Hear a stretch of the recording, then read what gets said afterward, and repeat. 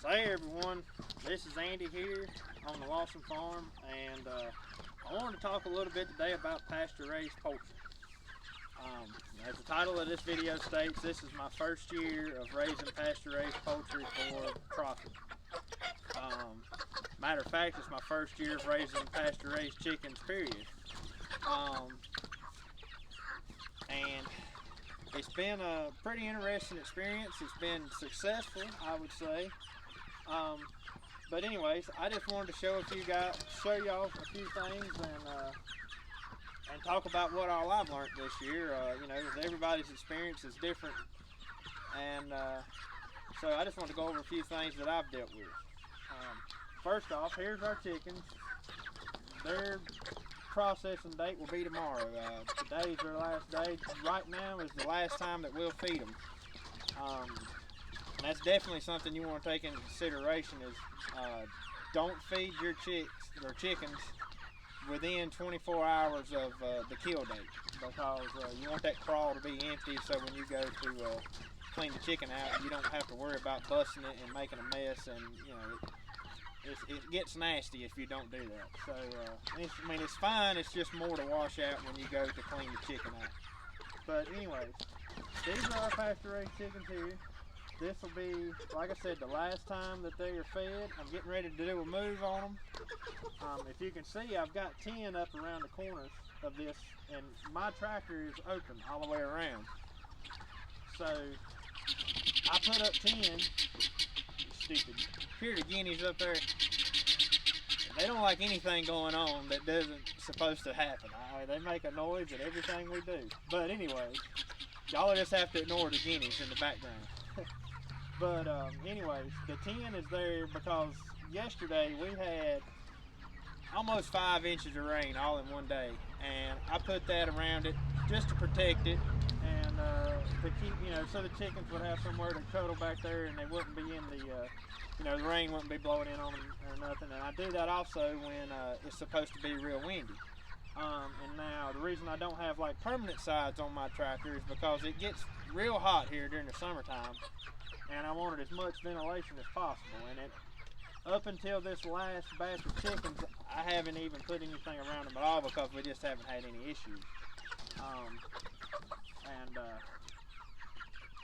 This time it's been fairly cool on them. At nighttime it got down in the 30s, and I got kind of worried. I didn't know whether they would be fine at that or not, but they have been. It hadn't bothered them. It didn't seem like one bit. Anyways, I'm going to go ahead and show you feeding everything, and take this 10 down, and we'll get these things moved. And so all I've got holding this 10 up is a few sticks propped up against it. We'll just throw those out of the way.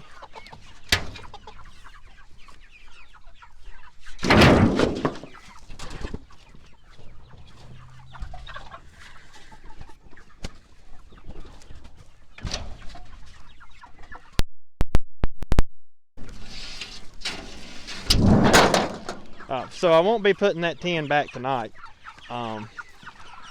It's not supposed to get cold. It's not supposed to be windy or anything. But I'm going to also want to mention that these chickens did not get moved yesterday. All I did was come down here and feed them. It was just so nasty outside that I didn't bother moving them. We left them alone. But normally they get moved twice a day. They would get moved one time in the morning and one time in the evening. And you can see, the video may not do much justice to this, but this piece of grass right here has been real weak, and it has really helped it come out a lot. I know the video don't really look like it's picking up just how green it is, but for the time of year it is, this is really green. So that chicken manure has really helped out on this grass a lot. And that's something else to think about with these pasture raised chickens. You get free fertilizer with them, so you know that's always a plus. But anyways, we'll get these things moved here and get them fed, and I'll show you exactly step by step what I do when I do that. Okay, so I've already set my feeders out in my water trough. I have a lid on this that just folds back. Real simple. It's on a set of hinges. And it just folds up. I've got wood through it so I can screw the tin and screw the hinges through the tin. There they are. These things are starving. And on this batch, I had one chicken that got hurt early on. His leg got messed up.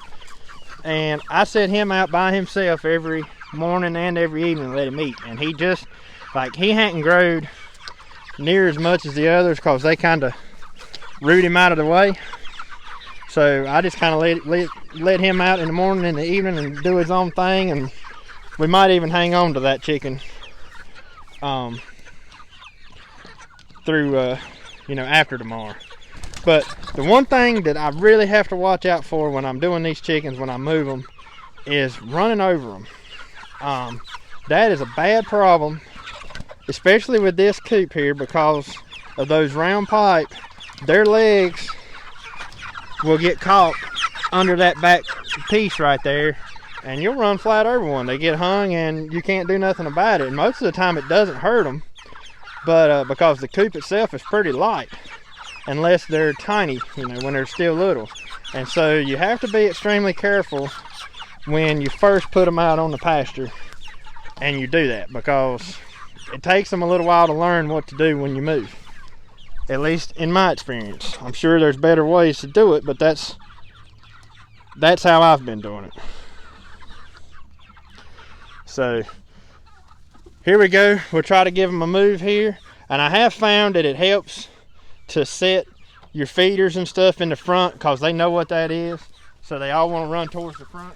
So we'll do that right fast.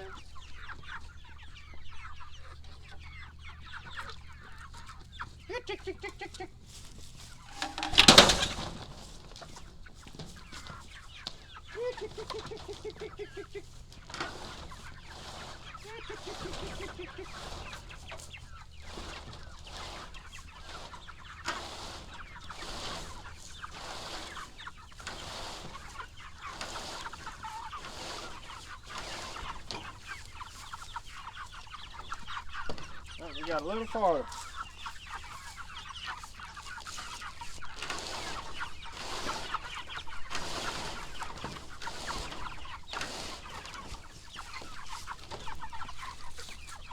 Okay.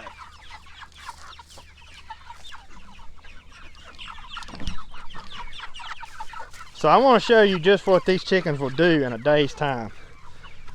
Look at that. That is nothing but a mat of manure, which is good for the grass, but this is why it's a must to move these things at least every day. Because it gets nasty. So that's, like I said, that's why it's a must to move them like that and put them on a fresh piece of grass. And I about guarantee that this spot by this evening will look like that right there. But anyways, here's our feed. Pretty much nothing but about it's like a 20% protein. And these things will act like cannibals when I go in there to feed them.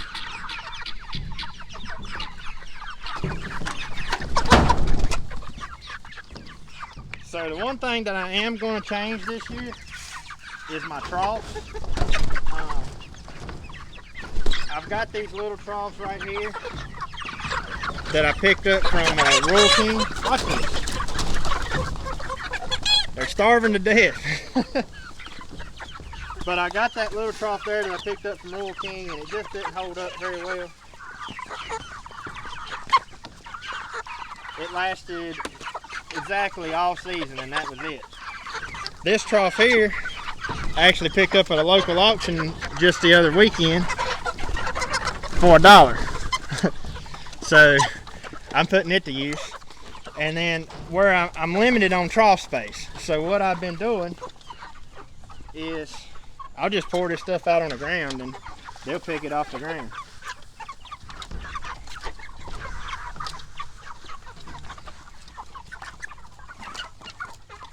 And then we'll set the water back in.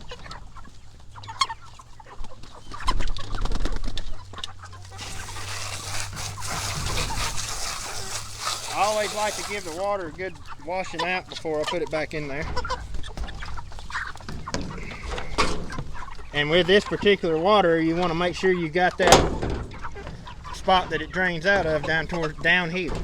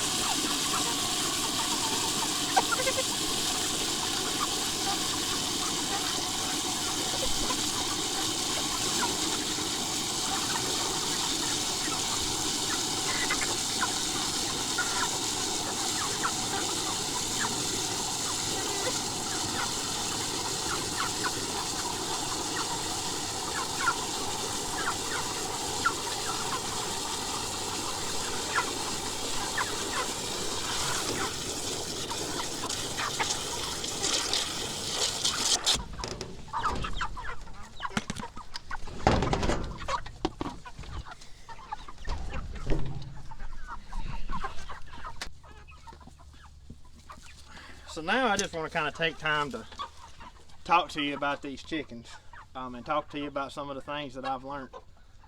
And like I said, this was my first year of raising pasture-raised chickens.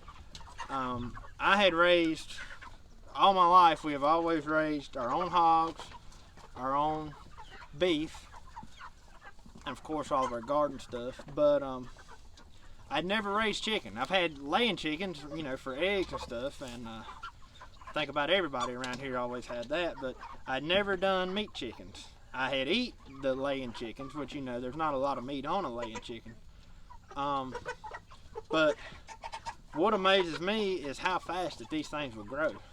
I watched videos and it said, you know, they talked about how fast they would grow, but I didn't believe it, not until I saw it for myself.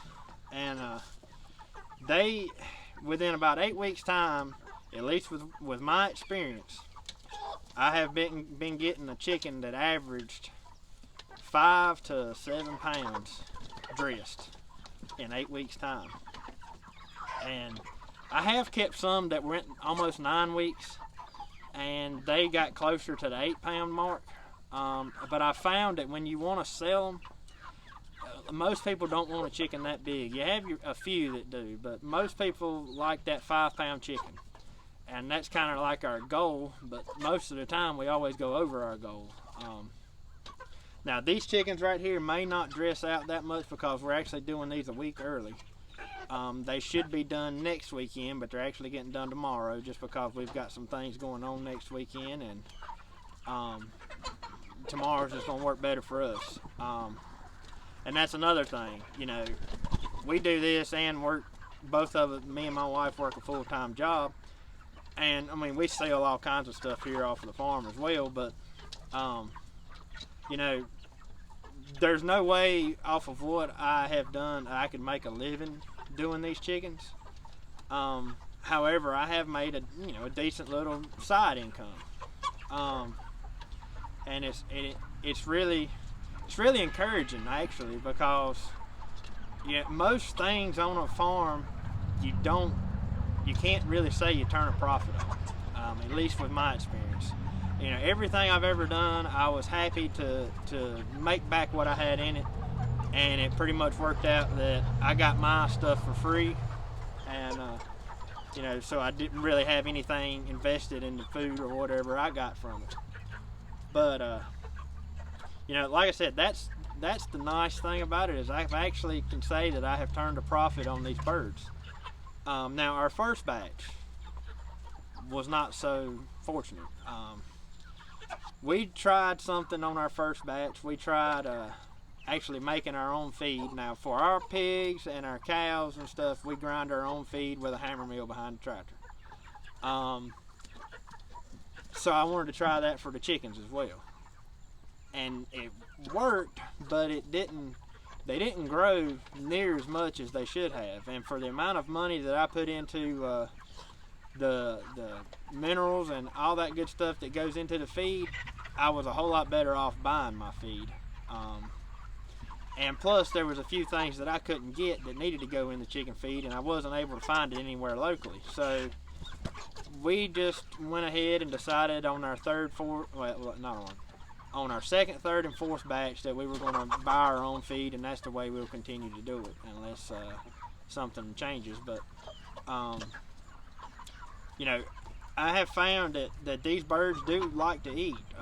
You know, when they're little and smaller, you know, they eat a lot, but man, once they hit that 4 and 5 week mark, gosh, I can almost feed this 5-gallon bucket twice a day, and that's right now I've got 60 birds in here, and so you know, that's something else to think about. You need to keep a lot of feed on hand because you're going to go through a bag a day for the most part. It takes about a half a bag to fill up a bucket, and you'll go through that in a whole day. So, like I said, you need to make sure you keep feed on hand. I always go to the local feed store and I'll stock up and keep me about a week or two supply, and then, you know, restock when I get time to go back. But anyways, back to the chickens. Now, don't get me wrong here thinking, I'm not saying that we've made a killing off of these chickens, but I am saying that we actually turned a profit off of these chickens. And next year I expect to do a little bit better because there's things I've learned this year that I can do to, you know, do things better. One thing I will say is we plan on building another tractor next year, or sometime this winter to have for next year. And because this year I've been doing an average of 50 birds per batch. One time we had 90 in here, and that was way too crowded on this tractor. But yeah, 50 birds seems to be nice. It seems to be about the right number on this tractor. And this is roughly about a 10 by 12, and it's all made out of 4-inch PVC pipe. My next chicken tractor is most likely going to be more like the Joel Salatin style tractors, just because I think I can build it cheaper than what this one costed. And well, I really hadn't had a problem with this tractor other than the fact of running over the chickens. And I want to try the Joel Salatin style and make the little caddy and everything to put under the back. I don't know if you hadn't checked him out, you probably should if you're interested in doing pasture raised poultry. But I want to do the style like he has and see if I can get by with not running over the chickens like we have been. Because that's one thing that I've had a terrible problem with, was running over the chickens. And but anyways, so next year our plans will be to have another tractor, and we're going to try to do about 100 each time. And right now in the state of North Carolina, now this varies state by state, so it's something you'll have to check on in order to know what your local laws are before you actually do it.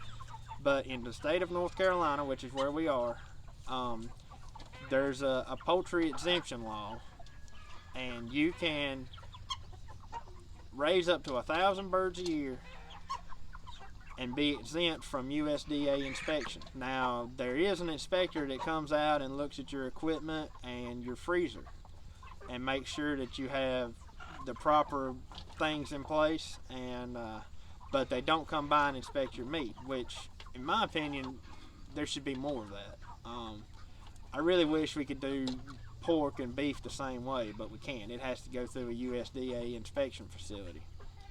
But anyways, the chickens, on the other hand, like I said, there's an exemption.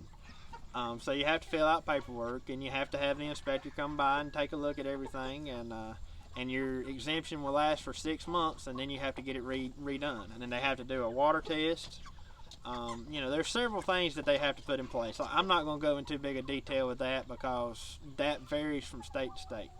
So I don't know what other states' rules are. But anyways, that's the way it is here in North Carolina. So we can actually legally sell these birds packaged up as a whole bird. I mean, we can cut them up too if we wanted to. However, I don't recommend doing that to start off with. Sell your birds whole because it's a lot less work, and you can still sell them for an affordable price. If you have to go to cutting that bird up and selling just breast or just wings or just legs, you're going to have to charge more for it to make up for that lost income on the weight from the rest of the chicken. And right now, I mean, I'll be plain up blunt with you. We get $3.75 a pound for our chickens. And I ain't got nothing to hide, I'll tell you. And we can turn a profit on $3.75. Next year, we're considering going up. But we did not want to start out high, not knowing exactly what we were doing. You know, because this was our first time of doing it all. I had never even dressed a chicken before. And so, you know, if a person pays $4 or $4.25 or $4.50 a pound or whatever for a pasture-raised chicken, and they, you know, if you're paying that much for a piece of chicken, you want it to look good. It's got to be cut right. Everything's got to be pretty about it. And, you know, we didn't know exactly what we were doing. And I'm not saying our chickens weren't pretty when they're packaged, because they are. However, I just wanted to make sure that we could, we knew what we were doing before we actually tried to really charge somebody for this piece of chicken. And, you know, I think that's where a lot of people might mess up, is they go off and they hear everybody say that, oh, we're getting $4.50 a pound for our chicken. I mean, I've actually heard of some local people here who get like $6 or $6.50 a pound, but now they're all 100% organic and all that good stuff too. But, you know, if that's a lot of money to pay for a whole chicken, and that's tough because we're in a rural area here, and that's a tough. I feel like it's hard enough getting $3.75 out of somebody for a chicken, but so far we've had no complaints, and everybody has been extremely happy with their chicken. And that's another thing I'd like to mention. We can't keep them. We sell out every time, and we actually have to make set about 10 or so aside for ourselves, so we actually have some to eat too. So, you know, that's another thing to keep in mind is, you know, if you do plan on selling these things, make sure you have enough for yourself too, because our first 2 batches, we got to keep like 1, and really we should have, you know, in order to fill the orders we had, we probably should have sold them as well, but you know, we wanted to eat something out of this. But anyways, and it brings me to another point, is you're going to have sufficient storage space for these chickens. You know, 50 chickens in the freezer takes up a lot of freezer. You're going to have one dedicated freezer to your chickens, which for the exemption law here in North Carolina, you actually have to have one separate freezer dedicated to the chickens. But still, if you're raising them just for yourself to eat and nobody else, you're not planning on selling them or anything, that's one thing you really got to remember to do is have a place to put these things in the freezer, because I mean, it should have hit me, but I didn't think much about it. But you know, and then when we started sealing the deal and started getting everything going, I was like, man, we got to have a freezer too. And you know, like I said, it was something I wasn't thinking about really, because I hadn't seen it in any other YouTube video. And I guess it's a common sense kind of thing, but you know, I was more focused on raising them and what you were supposed to do with that, and processing them, and I just didn't think about the storage area, you know, for the chickens. So make sure you have sufficient freezer space for your chickens if you raise them. And so anyways, it's been a lot of trial and error this year. I'm gonna pick up the camera and show you a few things on this house.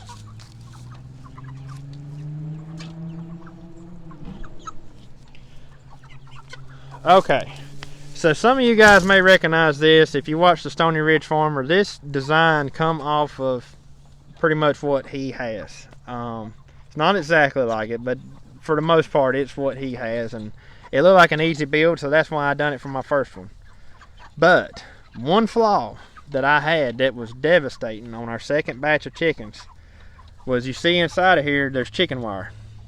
That's all that was around this thing. And one night, actually 2 nights in a row, we caught it the second night, but one night we lost 5 chickens to a coon, because they were all cuddled up in the corner, and a coon come in with his paw and reached through that hole and ripped off 5 chicken heads in one night. And probably would have kept going if we hadn't come out here. It was actually really early in the morning. My wife was getting up to go to work, and if she hadn't come out here, who knows how many he would have killed. But So I went back with the hardware cloth just around the outside of it and have not had a predator problem since at all. And this thing is down here in the middle of a pasture, so there's no other protection from predators except that coop. I have not had any issues with predators. That's not saying I won't in the future, but I have not had any issues at all with predators. But that's one thing that you do need to make note of. In my area, we do have bad problem with coons. So my next tractor will have just a hardware cloth around it, and I won't even waste my time with the chicken wire. So keep that in mind if you want to build one on your own. Another thing, got my book of notes here. Oh yeah, so total this year we have raised right at 215 birds. Our first batch started out with 25. I was scared we wouldn't be able to get rid of them, and I started out with a small number. Little did I know we were going to sell those in a matter. I mean, they were sold up in no time. And if you want to know,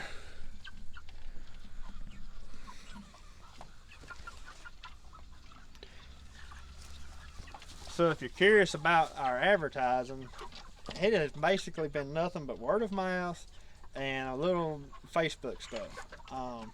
So majority of the people that have bought from us are people we know, family, friends, and stuff like that. However, we did do on our third batch, we had 80 chickens. And we run a short ad on Facebook, you know, pasture raised chicken price and all that good stuff. And that ad more than paid for itself, like within the first order. We had people coming in ordering 10 chickens a piece, and it didn't take us long. We had to take the ad back down because we were out of chicken. And so I was pretty surprised with that. So I'm hoping that next year, since we're going to be doing 100 chickens each time, and now we've had 4 batches. We had 4 batches total, but I'm hoping that next time or next year that we can do that type of ad again and be still successful at it and be able to get rid of those chickens, because that's the one thing that nobody really seems to talk about is, yeah, you can figure up how much money you can make off of that many chickens, but you got to sell them to make that kind of money. And if you live in a rural area like me, there's a lot of people who just shrug it off and say, why am I going to pay $3.75 for a chicken when I can buy it for 99 cents a pound at the grocery store? I mean, there's a lot of people who do that. Now, then again, you have a lot of people who also understand, like, well, we know where that chicken's coming from, and it's a whole lot better chicken, it's better quality and stuff like that. I'm not going to push the pasture-raised chicken here. That's not what this video is about. If you're interested in pasture-raised chicken, you already know the benefits of pasture-raised chicken. So I'm not going to go into that.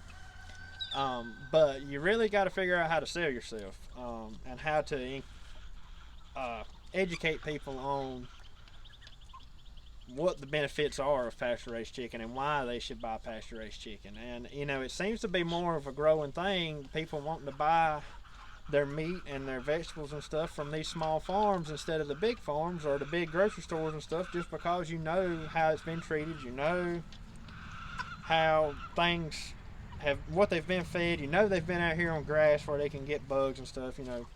So it's just, I think it's a growing trend that is, I hope, catching on real fast, because you know, for a long time the small family farms they struggled, and they still struggle. There ain't no lie about that. I mean, we couldn't make it here on the farm without our jobs, but you know, I would love to see that motion come back into play in the United States, you know, because 60, 70 years ago, that's all there were in the rural areas. You made a living off of your farm, you traded out, you know. And you know, times were different then, but I would like to see a lot more of that going on. Hopefully that trend is picking up like I think it is. So anyways, like I said, we raised 215 birds this year. This will be the last batch. It's getting cold, so I'm not going to try to do any more this year. But now, one thing we had a problem with too, we got a late start this year because when the COVID stuff hit, the hatcheries were just, I guess they got blown up with people wanting to buy chickens or chicks. And so we had to put our order in, and it was like a month or two before we could actually get our chicks, the first batch. And so we went ahead and placed our order for the next 3 times right then. And we actually had about half of a batch that came from Tractor Supply, and they done really well, surprisingly. I was very pleased. The last 2 batches have come from Meyer Hatchery. They have done okay. They hadn't been the greatest, but they have done okay. We had a few sickness out of these birds, but about the way I've got it figured here is I have this area right here that these 4 batches of chickens have covered. Now, I did not cover an area twice. Once the chicken tractor crossed that area, it never went back on that area again. So I have raised 215 chickens on what is probably a quarter to a third of an acre. So if you think about that, that means you can raise, I'm just going to throw out some numbers here. You can probably easily raise 1,000 chickens a year on roughly an acre. There's not much other livestock that you can raise on just an acre and make what kind of money you're going to make on these chickens. I will say that. You can't raise a cow on an acre. You can raise some hogs on an acre, and yeah, you'll make some money with hogs. That's a totally different story. We won't really go into that. But you can make, this could be done in somebody's backyard. As long as you live not in the city limits. The city limits may not let you have these chickens like this running around, but you know, in somebody's backyard, if they've got a big backyard, a quarter-acre backyard, or whatever, they could raise enough chicken to make a little side income off of. And I think that's pretty cool. But anyways, I don't have a very big spot up here at my house either. We're roughly on about 16 acres here, maybe 17. Over half of it is wooded. The other half is pasture land that used to be wooded, and we're trying to build the soil up so we can have good grass to feed cows and other stuff like that. But like I said, this is not a very big spot of land that I live on, so there's not many options I have as far as making extra money on a farm. I mean, now we have farms up the road here that are, you know, used for crops and everything else, but they're not pastured in, and at the moment I don't really plan on pasturing any of them in. Most of it still belongs to my dad, and I've got another 10-acre spot up the road here that's all, you know, we've got future plans for. But right now I'm just kind of focused on up here where I live, and there's not a lot of options. So this is one great, excellent option that you can use to make an extra income off of your homestead, your farm, your whatever, if you're on a small acreage. So it's nice to have that ability to do. And I imagine if you were closer to a big city or something, you could probably really do a whole lot better with these, just because, you know, there's more people, and I'm not trying to sound prejudiced or whatever, but city people tend to want, you know, they're the ones who usually pay more for the good food, at least in my experience. Because when we run that ad, there was people who drove an hour to get to us that were from some of the bigger cities surrounding here, and you know, like our local people, they're buying like 1 or 2 chickens each time we kill, and I'm very thankful for that. But these people were coming up and buying 10 chickens at a time, and you know, so if you're closer to a big city, that's a big plus to you if you're trying to sell your product. But you can do it if you're in a rural area. At least we've been able to do it so far. I hope it stays that way. But pretty much, that's kind of my first year's experience with it. Like I said, the first batch just didn't grow that great because we were trying with our own feed. We experimented with that. It did not work. We learned that we were better off just buying regular high protein chicken feed. And it actually worked out cheaper than making our own feed. So that's the one thing there, which most people probably are going to buy their own feed. I just had the ability to make my own, and I thought I would try it. it's been real fun. The one thing that you do got to think about though is you can't leave these chickens. If you want to go on vacation, somebody's going to have to be here to move them and feed them because they don't feed themselves. So you're pretty much locked in here. Every morning before I go to work, I come down here and I do what you just saw me do at the beginning of the video. And every evening when I get home, I do the same thing. And so it's not really time consuming. It's just the fact that you've got to be there. 10 minutes tops in the mornings, 10 minutes in the evening is all pretty much I have to put on these chickens, except for your processing day. Now that has tended to be about an all-day event by the time you do it all and you got to have them packaged up and everything. But anyways, these things I've really been tickled with them. I'm happy we decided to do it, and I plan on expanding next year. I hope, and who knows, the year after that I may even expand more. That's my initial thoughts on it. Oh, and another thing I do want to mention is you do have these Cornish cross. I guess where they grow so fast, you can have some deaths and stuff. So if you need to kind of plan for that too. So if you want to have 50 chickens to sell, you should really plan on buying at least 55. Because when they're chicks, you're probably going to have, in the first 2 to 3 weeks, you're probably going to have at least 1 or 2 die. And as they get older, you'll probably have maybe 1 die. This last batch right here, I think out of the whole time, the whole 8 weeks, they have been, I've had 2 die, which is actually really good with what we have done. That's a really good number. The first batch we actually had 4 or 5 die. The second batch I don't really remember. Well, the second batch is when the coon got after them, so that was kind of unexpected, and we that kind of hurt us. But so like I said, that's something to keep in mind. So if you're planning on having 50 chickens for sale, buy 55 chicks just to be on the safe side. Because another thing, you never know, a predator or something could get some. And take special care of them. I've noticed they do well. They respond well to care. They don't require a lot of care, but just like we actually had another bird on the last batch that I am 100% sure would have died if I hadn't have done what I done. It was just like this other chicken, and it got hurt. It got injured early on. And the chickens kept rooting it out and would not let it eat. So I started to take care of it. Like, you could put feed in front of it inside the feeder, inside the coop here, and it wouldn't go to it. It was just like it lost all hope.